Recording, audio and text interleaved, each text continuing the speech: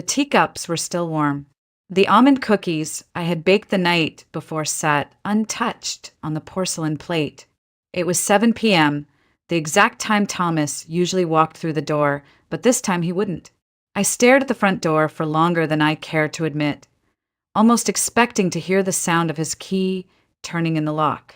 But there was only silence, the kind of silence that settles into the bones when something is gone for good. My name is Vivian Carter, and for 15 years I believed I had the kind of marriage people envied. Thomas was calm, accomplished, the kind of man who always made a room feel more grounded the second he entered. He never raised his voice. He was never late. He brought me flowers on Sundays, wore crisp button-downs, and never let me worry about the mortgage. We didn't have children. Life just flowed, as if we were two puzzle pieces that simply clicked. But what I didn't know, what I was about to find out, was that puzzle had missing pieces. And one of them was hidden in a place I had never been allowed to go. Thomas died on a Thursday.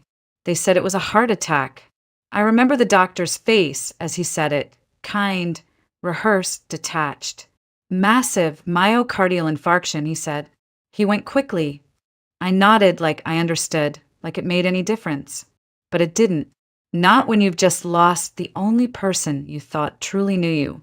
The funeral was a blur of black clothing, polite condolences, and unfamiliar faces telling me how wonderful my husband had been. I clung to Claire, my best friend since college, who kept handing me water I didn't drink and food I couldn't swallow. It wasn't until my sister Rachel arrived, her perfume too sweet, her hug too long, that something shifted in me. "I'm so sorry, sis," she whispered, her voice just a bit too smooth. Thomas was like a brother to me. I wanted to believe her. I really did. But something in the way she looked at me, it wasn't grief. Later that evening, as she poured herself a drink in my kitchen, she said, "Hey, I know it's not the time, but Thomas loaned me money. I was hoping to get that settled, now that you're taken care of." I stared at her. "What money?" I asked. She blinked, then smiled like I was being silly. "Oh, I guess he never told you." Something inside me twisted. That night I couldn't sleep. I kept walking through our house, touching the furniture like it could tell me something. The bookshelves, the polished floors, the framed wedding photo that suddenly felt like it belonged to strangers. That's when I saw them, Thomas's keys, still sitting on the hallway table. I picked them up and there it was. The key I was never allowed to use. The one shaped differently than the others. The key to his garage. I had asked about it once. Years ago. "There's nothing interesting in there," he said, smiling. "Just tools. Grease. You wouldn't like it." I didn't press. I never pressed. That was our marriage. Easy, comfortable, and full of quiet spaces I wasn't supposed to enter. But now I had nothing to lose. The next morning, I drove out to the garage. It was in the old industrial district, behind a row of crumbling buildings with rusted roofs and weeds curling through cracked asphalt. Not exactly the kind of place you'd expect a man like Thomas to keep anything. But he came here once a week, every Thursday. Like clockwork. I never questioned it. The metal door was heavier than I expected. The key turned with a reluctant groan, and for a moment I stood there, afraid of what I might find on the other side. It smelled like dust and oil. I reached for the light switch, and then I froze. It wasn't a garage. It wasn't tools or boxes or car parts. It was a shrine to a life I never knew existed.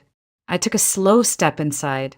The fluorescent lights flickered to life overhead, casting a pale glow over the strangest room I had ever seen. The walls were covered, completely covered, in photographs, news clippings, hand-drawn charts, and travel maps. On one wall, dozens of printed photos were pinned in neat rows like some sort of obsessive collage. And every single one of them had Thomas in it, but not the Thomas the first knew. In these pictures, he wasn't wearing his usual tailored suits or polished demeanor. He looked different, relaxed. Worn jeans, casual shirts, messy hair. His face was softer, his posture less guarded. And in almost every photo, he was standing beside a woman. The same woman, She was beautiful, younger than me by at least 10 years, with dark hair and sharp, intelligent eyes. They were close, too close, her hand on his arm, his face turned toward her with a smile I hadn't seen in years. In one photo, they were at the beach, another in a ski lodge, then one at a candlelit dinner. There were timestamps handwritten on the back of some of them, 7 years ago, 5, 3, one from just a few months ago. August 2024. That one stopped me cold. Because on that day, I was at home cooking his favorite meal, waiting for him to return from a client meeting. And now I was looking at a photograph of him sitting beside this woman and a man in his early 30s. The three of them were smiling, like a family. There was a name scribbled faintly on the back in Thomas's handwriting. Isabel and Logan. August 2024. My knees buckled. I reached for the metal desk in the center of the room to steady myself. That's when I saw the papers. Files stacked high. Bank transfers, corporate records, letters from overseas firms, tax documents that didn't match anything I knew about his business. And in one folder, a medical report. My eyes scanned the header. Crescent Heart Institute. It was dated less than 2 months ago. I found Thomas's full name printed at the top, followed by a diagnosis I could barely pronounce: ischemic heart disease. Stage 3, risk of cardiac arrest, high. He knew. He knew he was dying. He knew. And instead of talking to me, instead of preparing me, instead of even hinting at the truth, he spent his last days building some secret world with another woman, another life, another child?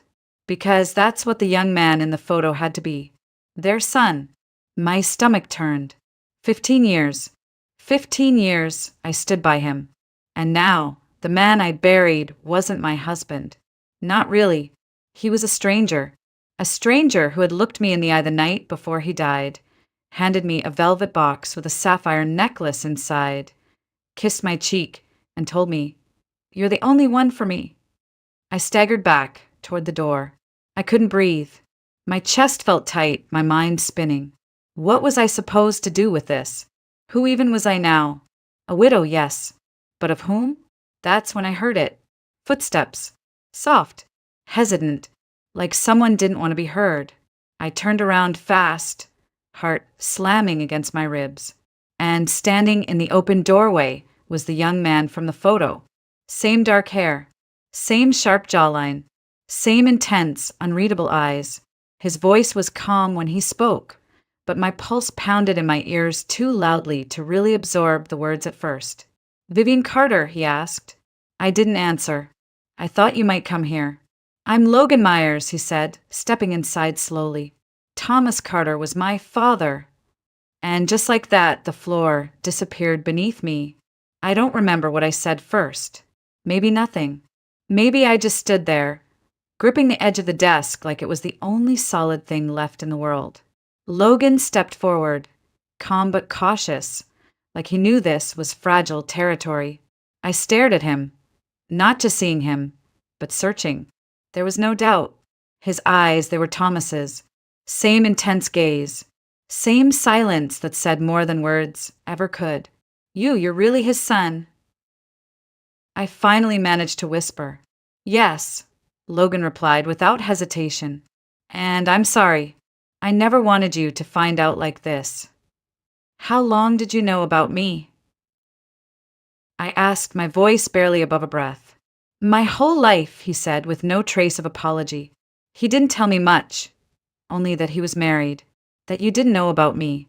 He kept us very separate. My mother, Isabel, respected that. She never wanted to interfere. But after she passed away last year, things changed. Passed away. So now she was gone, too. Just like Thomas. I sat down in the dusty chair near the desk. My legs couldn't hold me up anymore. "Why are you here?" I asked. "Why today?" Logan reached into his backpack and pulled out a folded document yellowed at the edges. He held it out, and I hesitated before taking it. "It's a draft of a will," he said. "Unfinished. Unofficial. My father gave it to me 2 weeks before he died. He said the official one would go to you, but this was just in case.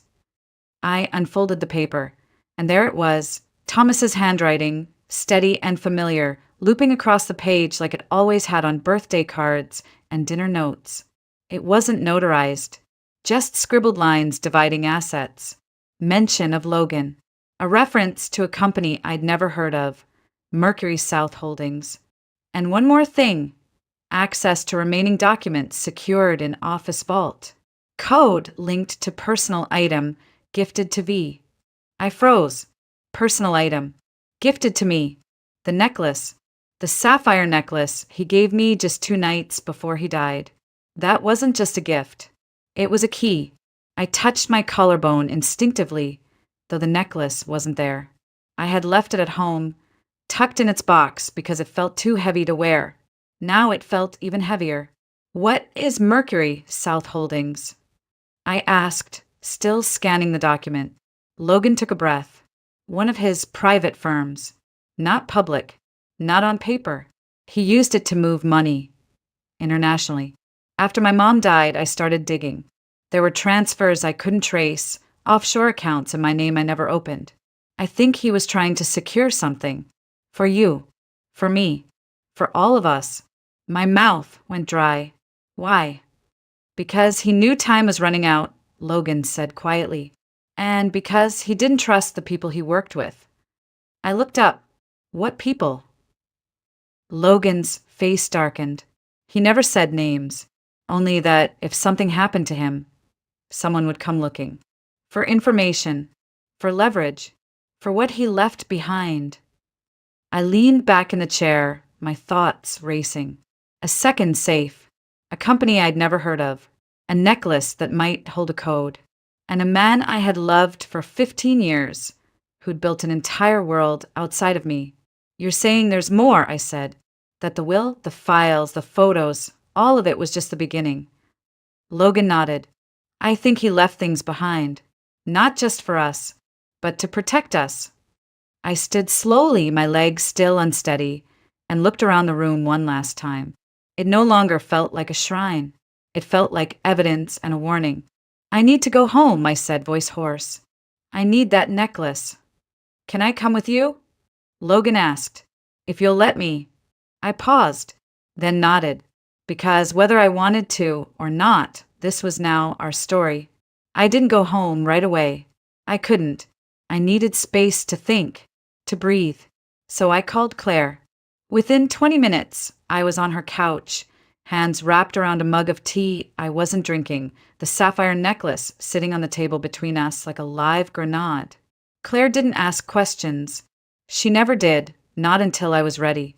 And when I finally told her everything about the garage, the photos, Logan, the will, she didn't say, I told you so. She just whispered, I'm so sorry, and reached for my hand. But I wasn't ready to cry. I wasn't ready to collapse. I needed answers. I needed someone to blame. So I drove to Rachel's condo. It was a newer building on the north end of town.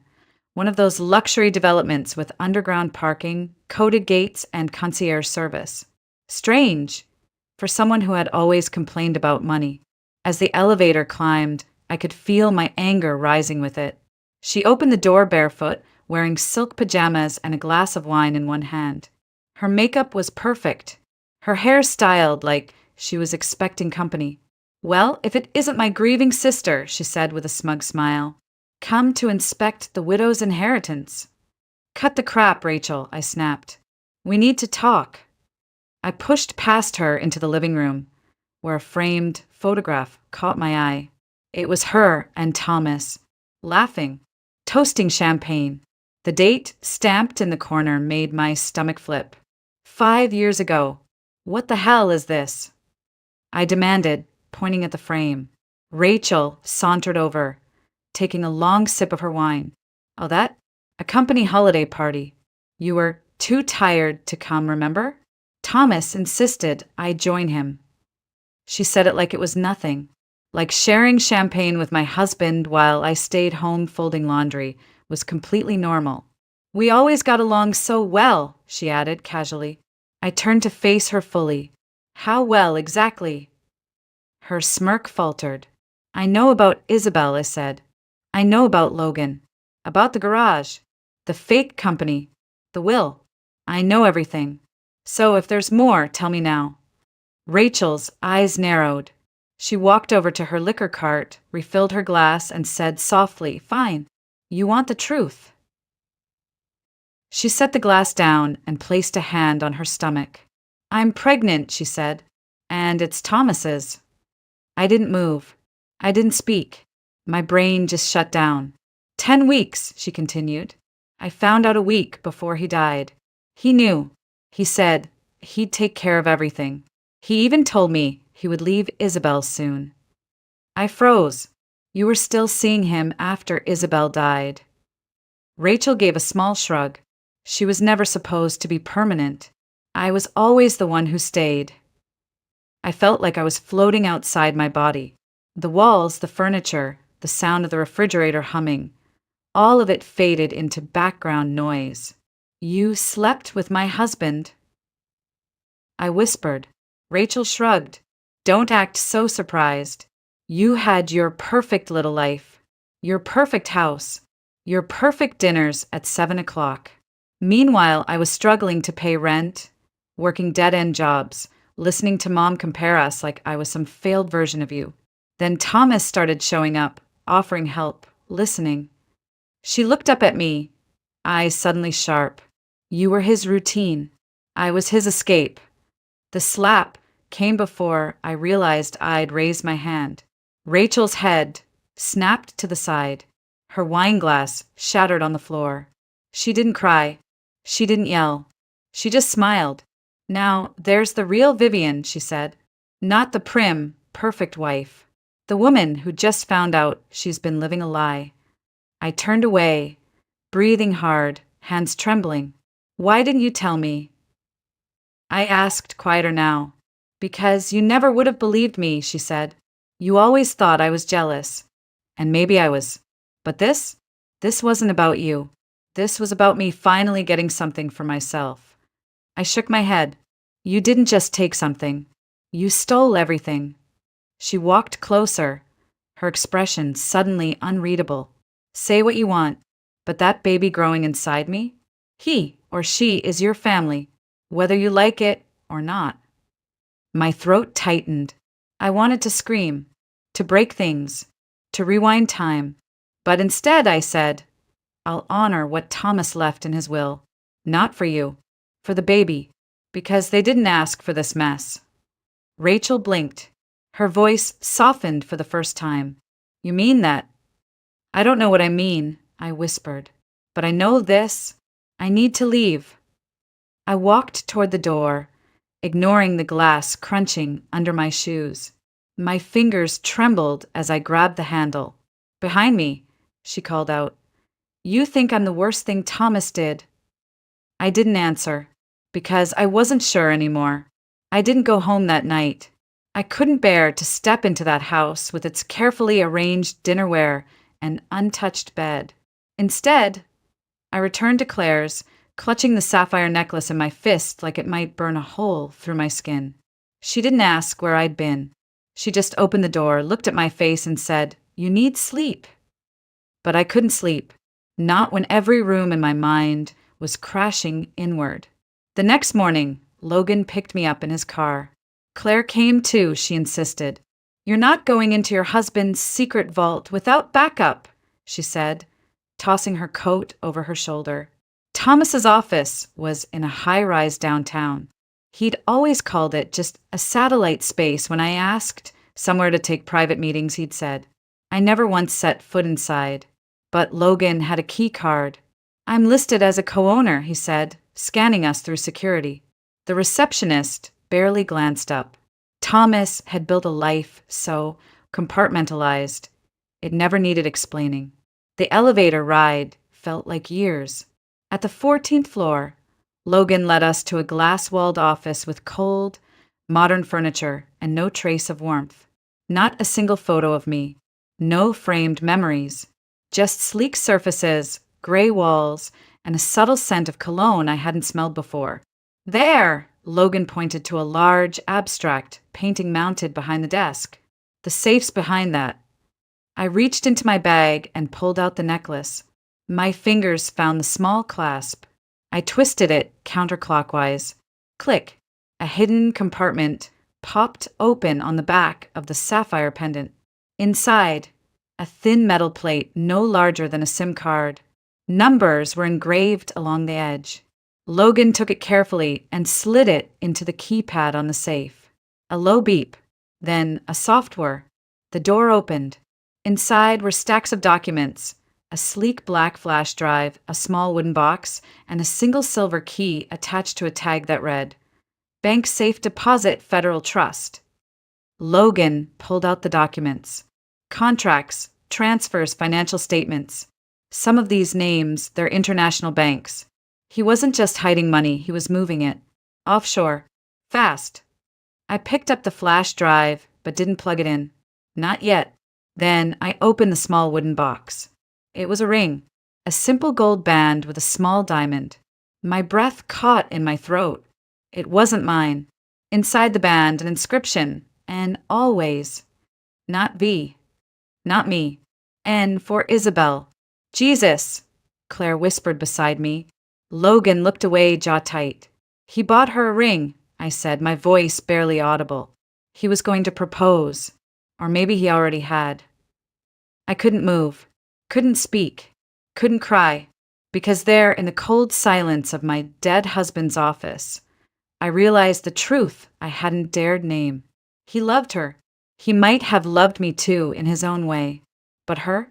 She got the part of him that was real, the part that smiled in photographs, that vacationed, that laughed. And the rest? The rest was a performance. A polished husband with dinner at 7 o'clock, roses on Sundays, and a safe full of secrets. Then Logan handed me a letter, folded neatly, my name on the front. I unfolded it with shaking hands. Vivian, if you're reading this, it means I'm gone. I'm sorry. I never had the courage to tell you the truth, to say out loud what I should have said years ago. I was selfish. I built 2 lives because I couldn't give up either. And in the end, it cost me everything. I loved you. I know that sounds empty now. Maybe it always was. But I did, in the only way I knew how. I wanted you to have peace, to be safe. That's why I left you the papers, the access, the truth. Use them how you see fit. Burn them, bury them, or expose it all. It's your choice now. Forgive me if you can. If not, I understand. Thomas. I stared at the page until the words blurred. Then I passed it to Claire. She read it silently, then handed it to Logan. He didn't say anything. None of us did. Because what was there to say? The man we'd all thought we knew had shattered like glass. And all we could do now was decide what to do with the shards. We left the office in silence. The kind of silence that doesn't come from peace, but from the absence of anything left to say. Claire drove. Logan sat beside me, and I stared out the window watching Charleston blur into a palette of autumn gray. My dead husband had lived a life I never touched. Now we were holding the pieces of it in our hands, and we didn't know who else was watching. That night, as I tried to sleep on Claire's pull-out couch, my phone rang. Unknown number. Vivian Carter, a man's voice said. Yes, I answered, already on edge. This is Gordon Blake. I was a business associate of your husband's. My stomach dropped. I believe you have something that belongs to me. I don't know what you're talking about. Yes, you do, he said, calm as still water. The documents from the safe. Some of them concern international transfers, accounts I helped set up. I suggest we meet. I'm not meeting anyone. You will, he said, because the other people Thomas worked with, they're not as polite as I am. They don't ask. He hung up. I stared at the ceiling for a long time, heart racing. In the morning, I told Logan. His jaw clenched as he paced the room. He contacted me too, he said. But there's more. Last night, someone else called. He handed me a slip of paper. Victor Crane. He claims he's the original source of the funds Thomas moved. He said if we don't return everything by the end of the week, there will be consequences. I didn't ask what that meant. I didn't need to. Logan pulled out the silver key from the safe. We still have the deposit box, he said. Whatever's inside might help explain who really owns what. But do we really want to open another box? I asked, trying to keep my voice from cracking.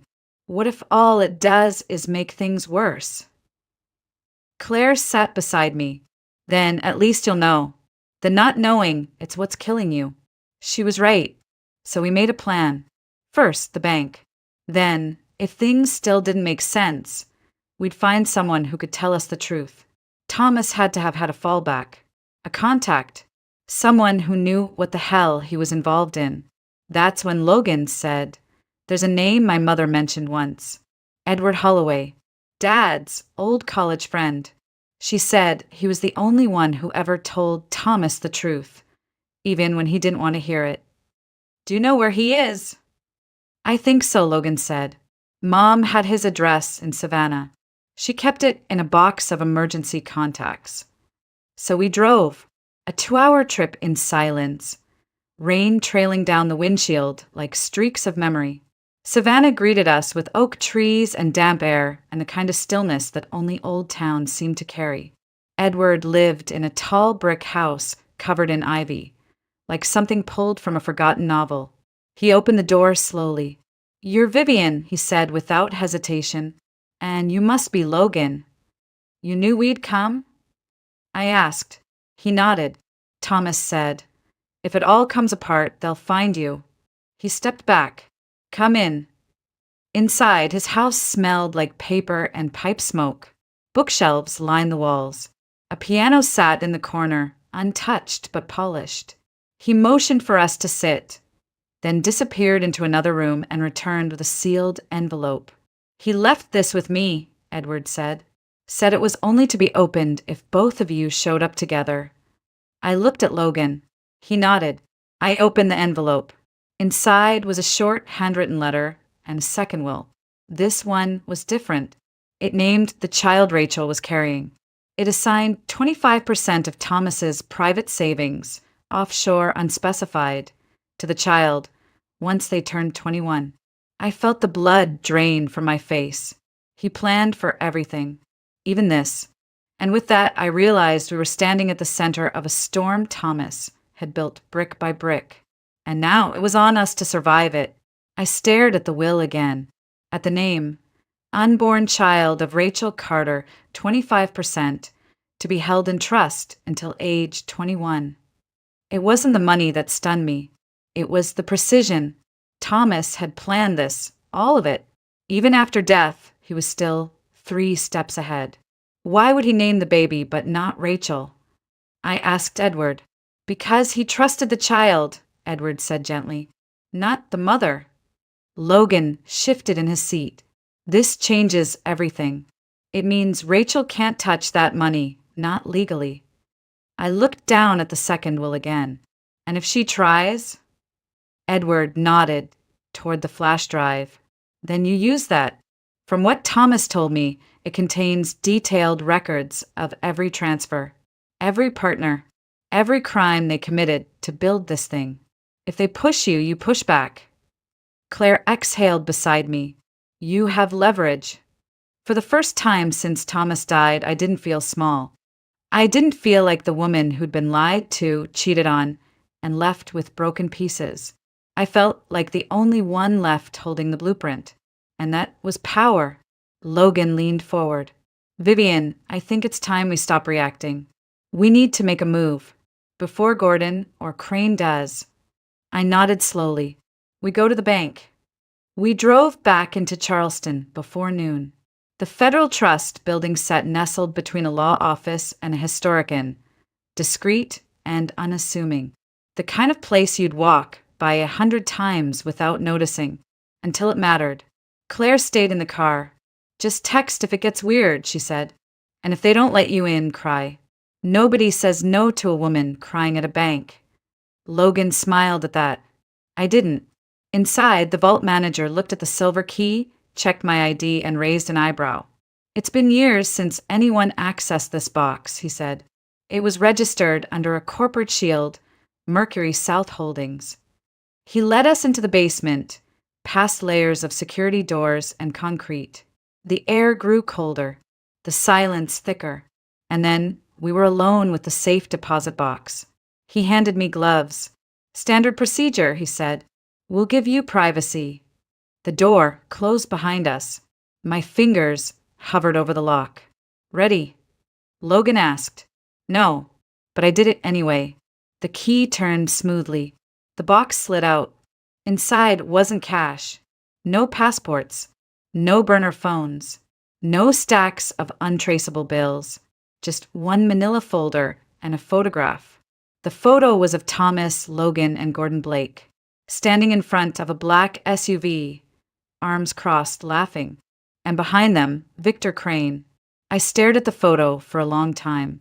They weren't just business associates, I said. They were a team. Logan opened the folder. Dozens of signed agreements. Shell company registrations. Payoffs. And one document marked Crane Blackmail Insurance in bold red ink. It wasn't just leverage. It was a loaded gun. "Thomas kept proof," I whispered, "of everything." And in that moment, I understood. He hadn't just left me a mess. He'd left me a weapon. Now it was my choice who to aim it at. We didn't go home. We went to the lawyer. His name was Marcus Doyle, and he'd represented my father's estate years ago. Straightforward, discreet, and allergic to drama.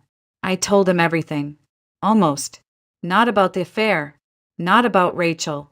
Just the parts that mattered legally. The documents, the threats, the offshore accounts. He didn't blink.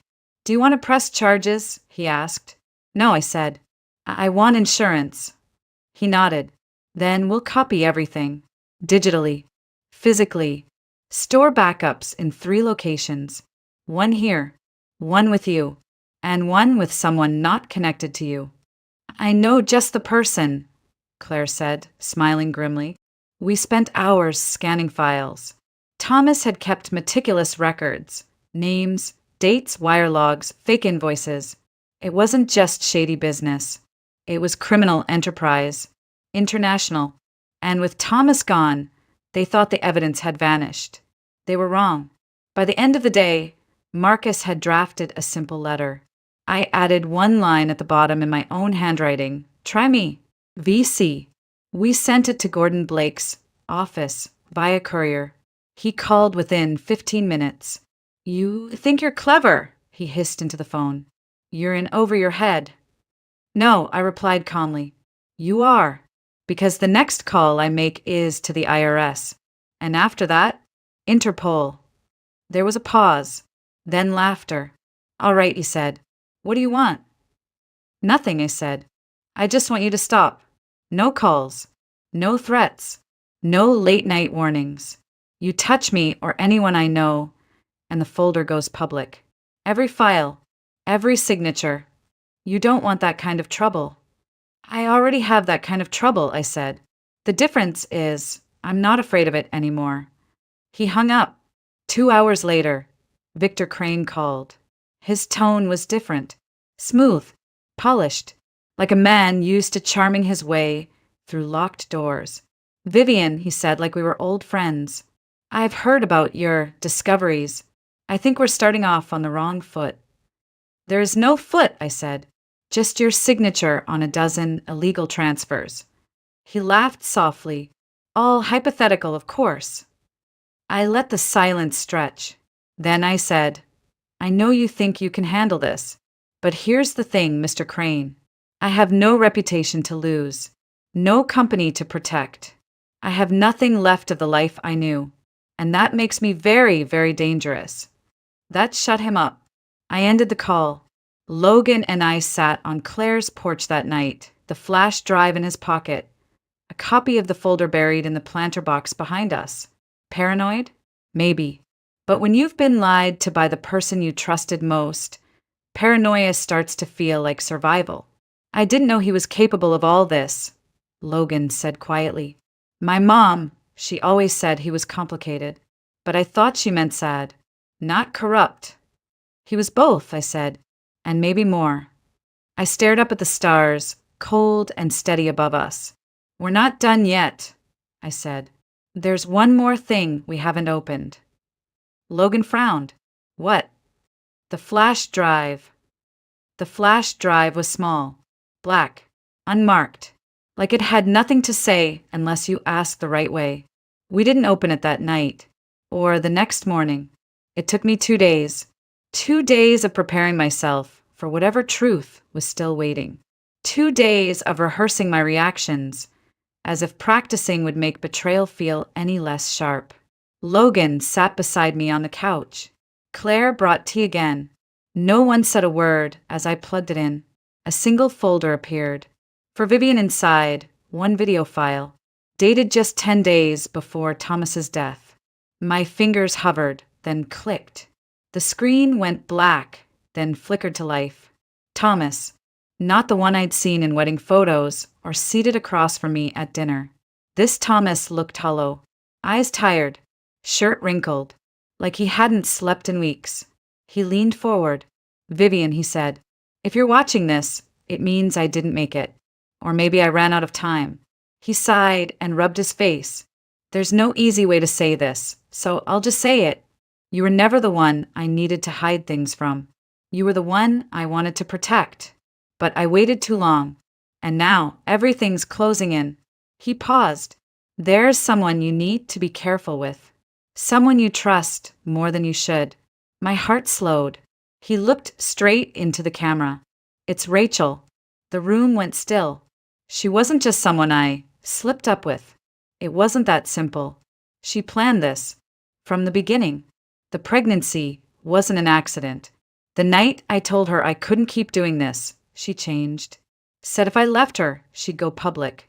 With the money, with the shell accounts, with everything I'd buried to keep you safe. He leaned closer. "I think she killed Isabel." My mouth went dry.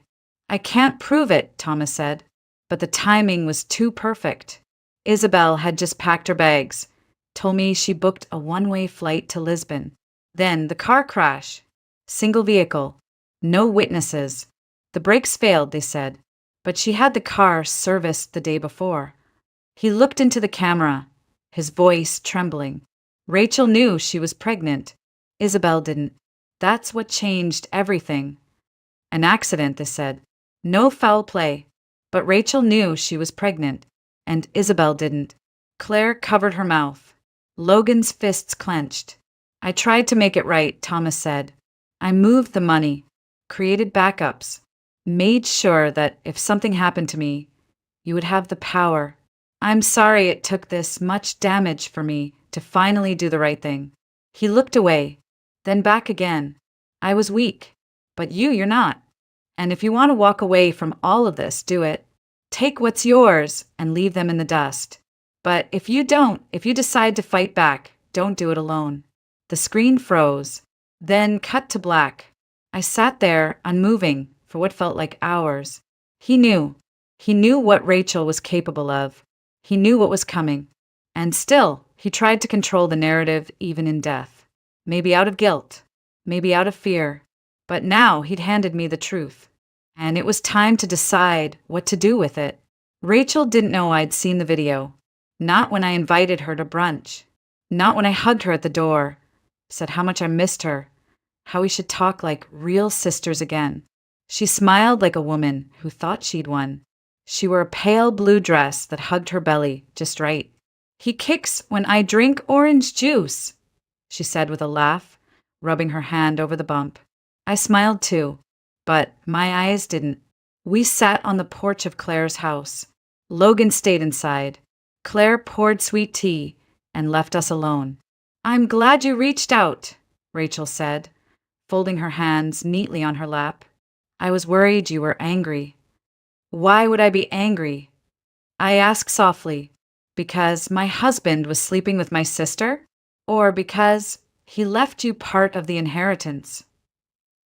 Rachel blinked. That was the first crack. She shifted in her seat. "Vivian, this is hard for both of us." Thomas was confused, torn. "But he loved you." "No," I interrupted. "He didn't love me. He pitied me." Rachel flinched. I leaned forward. And he feared you. Her face stilled. I placed the flash drive between us. Rachel's lips parted, just slightly.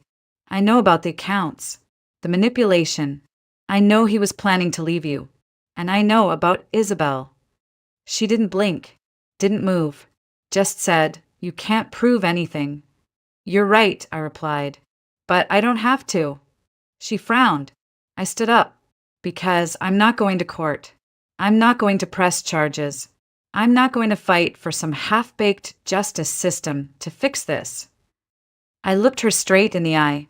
"I'm going to walk away and leave you here with everything you thought you wanted. The money, the child, the lies." Rachel stood up too. "You think that scares me?" "No," I said, "but it will." Then I turned and walked inside where Logan was waiting. Later that afternoon, I met with Marcus Doyle again, handed him the flash drive, a signed affidavit, and one instruction. "If anything happens to me, it goes to the press. All of it." Then I went home, to the house I once shared with Thomas. It was quiet now. Still, I walked through each room, touching the backs of chairs, the door frames, the cracks in the floorboard we never got around to fixing. I opened the closet, packed one suitcase, left the rest. When I reached the garage, I locked the door behind me. Not because I was hiding anything, but because I wasn't coming back. 1 week later, I boarded a flight to Colorado. Fresh air, new name on the lease, a tiny cottage near the mountains. No secrets, no safes, no more pretending.